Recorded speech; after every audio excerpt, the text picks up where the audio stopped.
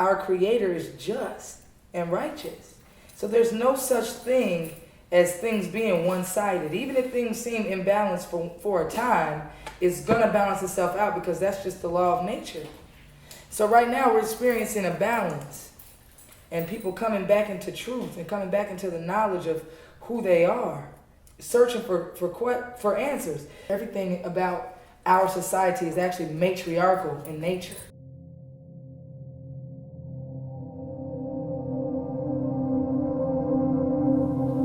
How long have you been doing that? When did I first start doing extensions? About as long as I've been doing Locs, maybe like 3 years. When I first started doing Locs, I wasn't doing extensions because I was like, people cheating and this, that, and the third, and go through the process. And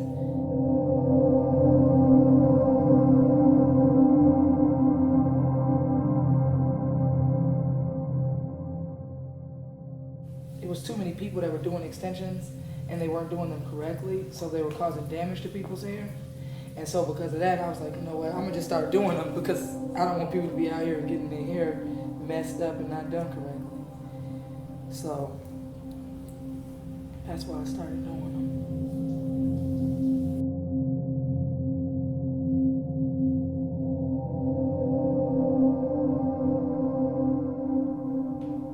So what does it mean to be a Moor? What does it mean to be a Moor? So, Moor, M-O-O-R, is the term that is short for Moorish. M-O-O-R-I-S-H. That's the nationality of the indigenous Americans. So Moorish American, it describes your bloodline and your nationality. It's not a clique, it's not a clan, it's not an organization. Moorish is nationality. So that's one thing that people need to make sure that's cleared up, that it's not, some group of people that, oh, we the Moors, it's nationality. That flag that's up there, it's the representation of our heritage. We're not really taught the truth. And so, them burying Moorish history and heritage, in doing so, it keeps the truth hidden. So many of us don't know the law, and so we get stopped and, we get infringed upon every day, and we don't even realize that it's happening because we don't know our own rights. But you learn that the Constitution is the supreme law of the land. The Constitution states that the Constitution and the treaties are the supreme law of the land. But those treaties that we never talk about in school have the word Moor all in them. So when you talk about Moors, historically, it's the one group, the one nation of people that they have tried to pretend never existed, that they try to wipe out. But these people are historically documented. Humans aren't supposed to pay taxes. Taxes are for corporations. The system it's de facto, it's not real. It can be taken advantage of because it's not de jure. The de jure government, or the authentic government, is the Moorish American national. We're the ones who are supposed to uphold it. We're the ones that are supposed to be holding them accountable. But because we don't know who we are, and right now that's what we're in the process of doing, is bringing it all back and getting it all back right. I mean, right now the world that we live in is so crazy and violent, and it's messed up because the real government isn't stepping up. I was talking to my lady the other day. I'm like, we were downtown, I was dropping her off at work, and I said, look at all these restaurants and all these stores. I said, it's so many homeless people. They're hungry and they don't have clothes. You mean to tell me you can't take one of these sweaters off this rack and just give it to them? Just give them one sweater. You got 35 sweaters in Macy's, and you see this person with holes in their sweater and they're cold, and you can't give them a sweater? All these restaurants, you can't give them a sandwich? That's the world we live in now. That's how closed our spiritual eye is. That you could see somebody in the street that needs help and not help them. How is that lawful? How is that okay? When you see another person, you should see yourself. You know what I mean? So it's a matter of ego, people concerned with the wrong things, and we got people out here dying, cold, homeless, hungry, and we can do something about it and we don't, because they don't have any fiat, they don't have any dollar bills, which isn't backed by anything because they removed the gold standard. So you really got paper in your pocket. Right. It's a promissory note. It's a debt. It's a promise to pay a debt. And because they don't have these little notes, you mean tell me they gotta starve? That don't make sense. I was working the other day, and I was talking to my lady. She's like, you gotta be careful. Don't let people take advantage of you. I said, you can only be taken advantage of when you're not operating in love. If I love you enough and I care about you enough that I just want to help you, there's no way you can take advantage of me. Because my vulnerability is there. All my cards are on the table. You know what I mean? The young man came in here, we were talking, and he was just talking about what he was going through, and he was depressed and all these things. And I was like, man, sit down. I got time. Let me do your hair.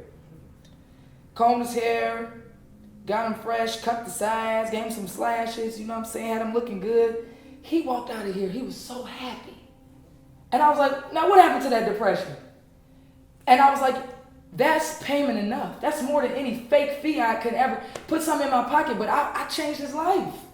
He was depressed, and I was able to change his life. How can any money ever pay for that? It can't. You know what I mean?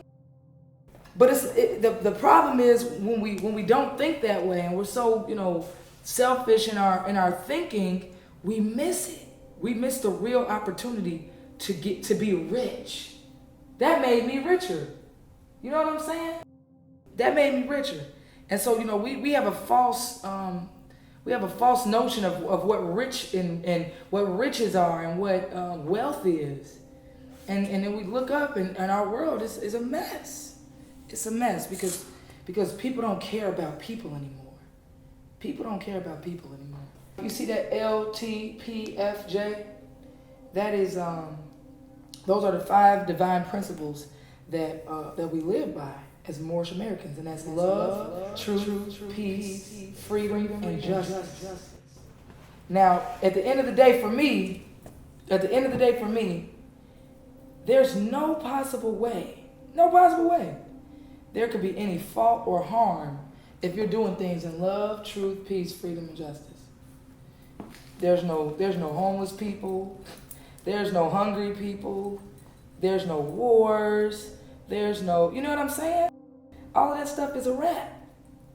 Just the divine principles that we are charged to operate in. Make the whole world better. But some people would rather hate instead of love. Some people would rather lie instead of tell the truth. Some people would rather quarrel and have conflict instead of be in peace. Some people need to have bondage in order to be on the top. No freedom. And some people would rather justice. What is justice? Man, come on. Gets murdered by a policy enforcer. And that case is settled not criminally, but civilly. That's not justice. Because he committed a crime. He committed a crime. They all committed a crime. Everyone involved. But because was black, African American, Negro, colored, whatever you want to call it, she was viewed as property. And therefore, there can never be a crime against property. If I throw a brick at a house and I bust the window, I didn't hurt the house. I violated the house. It's a civil case. It's not criminal. The house can't speak for itself. The house can't say, yes, I identify you. You're the one who hurt me.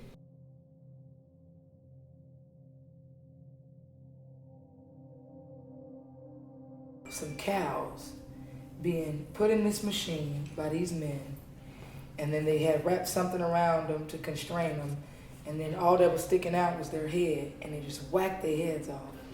And when I saw it, I was like, this is disgusting. And I was just looking at the cows and just, I just started looking at them, and I'm like, man, this ain't right. Let me know if you end up coming tomorrow. Just let me know. Yeah, well, that person I was just texting about coming Saturday. So, but yeah, if anybody else, I'll let you know if I'm coming tomorrow. Okay, cool. But I was just like, man, this is disgusting. Like, I don't want to eat meat. I don't want no steak no more. This is, this don't even seem right. And so, that was the beginning of that. So then my birthday comes, and my birthday was on Friday, March 25th. And for maybe the first time, maybe second time in my life, I would have to really do some research because I can look at a calendar and tell you. But for the first time in a long time, my birthday was on Good Friday. And I said, okay, so this year, Jesus died on my birthday. How come Jesus don't die every year on March 25th? You see what I'm saying? So I said, okay, I got some questions here. What's going on? Now, if you look at the Jesus and you go to a Mexican family and you say you have a cousin and it's spelled that way, you're going to pronounce that Jesus. That's how you're going to pronounce that. You're going to say, hey, Jesus is here. Jesus is here. We say Jesus. And if I say Jesus is my Savior, somebody will correct me and say it's not Jesus, it's Jesus. So I'm like, this doesn't make sense. And so, you do the research and you find out, okay, well, before that he was called Yeshua, he was called Yah, and this and that. And, I mean, there were many names that he was given, so it's not really the point. My point was, how come he always dies on a different day every year? And I realized, well, this lines up with the spring equinox. So I'm like, okay, spring equinox, okay, I got to do some searching. So that weekend, I actually denounced my Christianity to my mother. I said, Mom, I love you. Thank you for raising me the way you did. You've taught me to be a caring person. You've taught me to be loving and considerate and, treat my neighbor right and love my neighbor as myself. And, I'm always take these lessons with me, but, I don't identify as a Christian anymore. I don't want to ascribe to that religion. And she was just like, what do you mean? I said, I'm not saying that I don't believe in Jesus or, that we're in an imbalance right now. So I didn't even know that the proper thing to do was to denounce my Christianity to my mother, but I just did it, right? So then after I do that, so now I'm not eating meat. I'm no longer, identifying as a Christian. What was the next thing that happened to me? So, this stuff has always been in front of our faces. We just never really knew what it was. And they did their best to keep this information from us. But now, it's only right. See, the divine is what's kicking in right now. They've never shown in cinemas, in my 27 years of life, slaves rebelling. You see what I'm saying? It's time now. And guess what? When people go to see that movie, we're going to be right outside with our flyers saying, what's your nationality? Birth of a Nation. The title of the movie, Birth of a Nation. That nationality, that nation is Moorish American. And we're being reborn. So it's incredible. It's something that I'm excited to be a part of. I'm just, hopeful because all we need is love, truth, peace, freedom, and justice. That's all we need. I'm not saying F whitey and, all of this stuff, people, the white man is the devil. No, that's not right either. I don't agree with that message. People say, oh, yeah, the devils and all of this stuff. No, I don't agree with that. See, everybody has breath, okay? So because everyone has breath, everyone has a touch of the Creator, the breath of life. The Creator is the one who decides who lives and who dies. So as long as we all have breath, we all have the capacity to love. If you choose not to love, that's on you. But I'm not going to not love you just because you don't want to love me. So we need a little bit of Malcolm X and a little bit of Dr. King. A little bit of Gandhi and a little bit of Nat Turner. You know what I mean? It's balance. When I look at you, all I'm seeing is a shell. I'm seeing a body, a physical manifestation of the genetic makeup of your ancestors, of your parents, of your grandparents. That's what I see. I wrote a novel 3-4 years ago, and the introduction is what I'm saying right now. It's so funny because I forgot that I wrote it until right now because I hadn't had time to get back to it. But all I'm seeing is the genetic makeup. I'm not seeing who you really are. You see what I'm saying? That I have to feel. That I have to see with my spiritual eye, not my natural eye. So that being the case, as people, we're so caught up in the natural. That's what my example was about, people being homeless and all these restaurants and all these clothes. But people see naturally and they don't see spiritually. Like there's an individual who needs help. But we don't see that part. And that's the dangerous part. So right now, we got a bunch of people who are running around here thinking this is all real and completely neglecting the spirit man. Building themselves up and helping others. And so because of that, that's why we're perishing right now. We're perishing as a human race, destroying each other, not loving each other. I hear it, phone. Is that? Where mine at though? My opinion is that, well, first of all, when people talk about revolution, you got to look at that word. I don't want revolution. I want evolution and solution. Because a revolving door just keeps on coming. Right? So a revolution is going to come again and again and again. I don't want revolution. There's no solution in revolution. So everybody want to revolt. As long as you revolt, you're going to keep needing to revolt. But when you solve the problem, there's no need for revolution. You see what I'm saying? So for me, when I think of the way that this world should be, when we learn that everything is for everyone, what true harmony actually is, it's going to be the same thing over and over again. And so to me, the best system is making sure that everyone eats, that everyone is safe, that everyone has a place to live and lay their head. And that's it. And as crazy as it sounds, that is really not hard to do. It's not hard to do. You got abandoned buildings, but homeless people.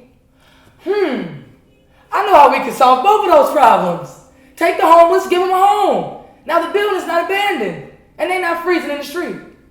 But you would rather try to find somebody to give a mortgage to give a high interest rate to. I mean, what? It's foolishness. I mean, you wanna spend billions of dollars on artillery, on things that are created to destroy. Created to destroy. What? That doesn't even make sense. You have higher self and you have lower self. They show you that as a kid. They show you the demon on one side and the angel on the other side. Higher self and lower self. Right now, this world is globally being controlled by the lower selves of several individuals. So we have to vibrate higher. And when we vibrate higher, we won't have these issues.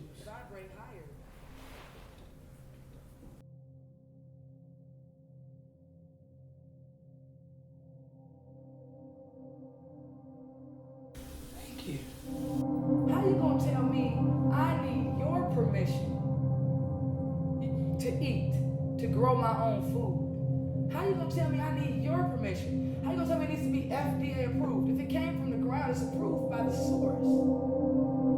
How you gonna tell me that I can't have a cannabis plant and allow it to use for medicinal purposes to help me with my pain because it was made by the Creator? You see what I'm saying?